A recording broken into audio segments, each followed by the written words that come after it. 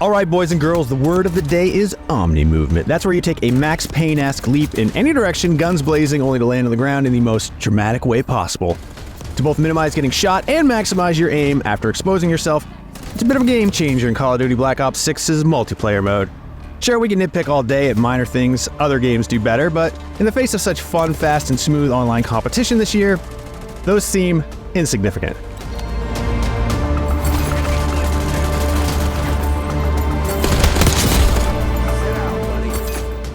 Omni movement works the absolute best when you're moving backwards. When you dive back and hit the ground, you have the same overall target footprint as you would in the prone position, but now you have 360 degrees of aiming freedom, and you can both get up and move around while on the ground much more easily. When I pull off any of these moves, I also congratulate myself for giving everybody else a good show because it looks really cool from an outside observer's perspective.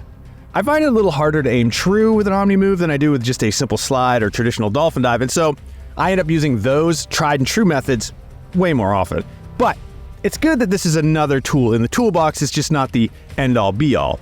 Call of Duty lives or dies by its gunplay, and Black Ops 6 is absolutely fantastic in that regard. I've been grinding the XM4 since launch, one of the first weapons available to you. It feels phenomenal to use, and since I've been using it for at least, 80% of my matches, I have it customized to a level that has me afraid to try out any of the other assault rifles. I mean, I'm obviously going to, I gotta get those skins, baby. But with the Gunfighter wildcard, I now have a total of 8 attachments on my XM4, and it is an absolute beast.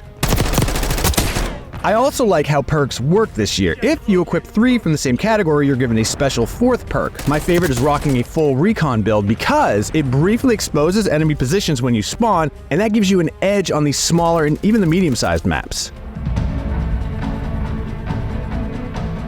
Maps like Rewind and Scud, which I thought were just okay during the beta, are now among my favorites thanks to how well you can move and shoot your way through them. Rewind has the perfect mix of long corridors and close quarter interiors, and Scud has some of the best sniper lanes in the current crop of launch maps. It feels like the maps were designed around different loadouts, with larger ones having both excellent sniping spots while also working well with medium and even short-range guns. You have your long open lanes with plenty of windows and balconies to perch your glinting sniper scope, but there are also tunnels, building interiors, and obstructions that invite you to play with the other guns. It's great because you don't end up with teams made up primarily of snipers plunking one another from across the maps. Smaller maps like Payback lend themselves extremely well to medium and short-range weapons, and Payback in particular is absolute chaotic fun for objective-based modes like Headquarters and Control. The cramped quarters, ample angles, and multiple levels with such a small footprint means tons of chaos and carnage all happening quickly as you're constantly running into enemy players at every turn. I'm actually at a loss to name my least favorite map because there isn't a single one out of the 16 total that are here that I don't enjoy loading into. Red Card, a large map outside a soccer stadium, is maybe the only one I have a bone to pick with, but that's entirely because you can't actually run out onto the pitch and shoot each other. I mean, that just seems like a missed opportunity, but otherwise it has a lot of variety, making it a great map for almost any type of loadout. Good effect on target. The newest idea here is Kill Order, a spin on VIP modes where one member of the team is designated as a high-value target. It's pretty fun when you play with your friends, but otherwise, everyone just runs off and acts like it's team deathmatch mode, completely ignoring the objective. Great work, guys. That's not to say I don't like it, because there's a reason this style of mode has stuck around so long. But the minor tweaks like giving the HVT more armor and a very Warzone-like chance to revive if they're killed don't really do enough to set it apart. By and large, though, my friends and I stick with regular modes when playing together, and I switch to hardcore team deathmatch and hardcore free-for-all when I'm playing solo. For the most part, Treyarch also stuck to its promise to revamp the user interface in Call of Duty, and while I do think it's a big improvement in areas like gunsmithing and picking which of the base game modes you want to play, it still has weird issues that cause me some frustration. In fact, Black Ops 6 has resurrected a lot of weird bugs and glitches that Modern Warfare 3 seemed to have completely squashed. At one point, I started up a match, and I got to the XP screen for some reason, telling me I had earned a negative 170,080 experience points, and I was now at level 1, which really felt harsh. Thankfully, that didn't stick. But sometimes my friends still see that level 1 indicator next to my name when we load into the lobby. Now, while they haven't negatively impacted my gameplay, these small bugs are happening noticeably more often than I've grown accustomed to. So one of the main reasons I play Call of Duty multiplayer so much each year is to unlock weapon skins.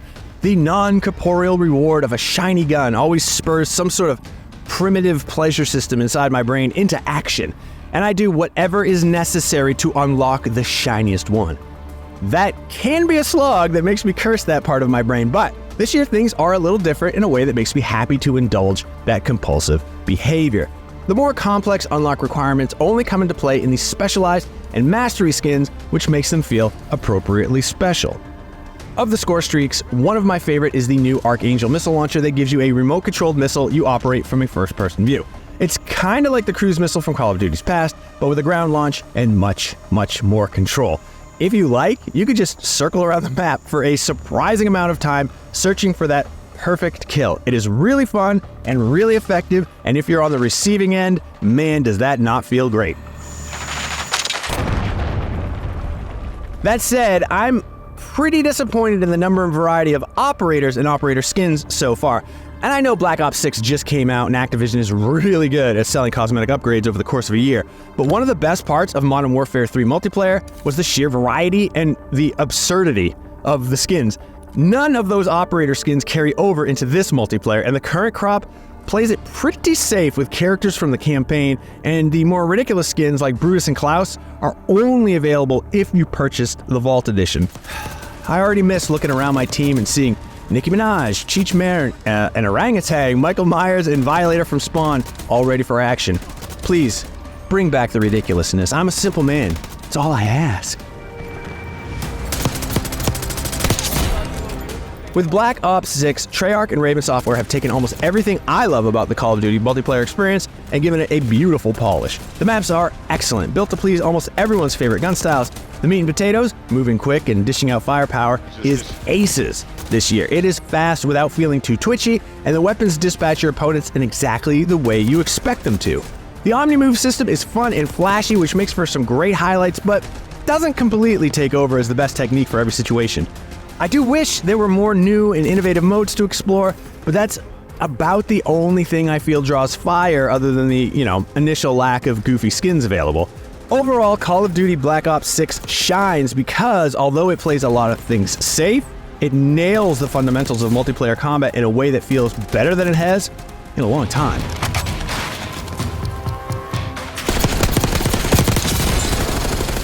For more Black Ops 6, check out our review of the single-player campaign or the Zombies mode, and for everything else, stick with IGN.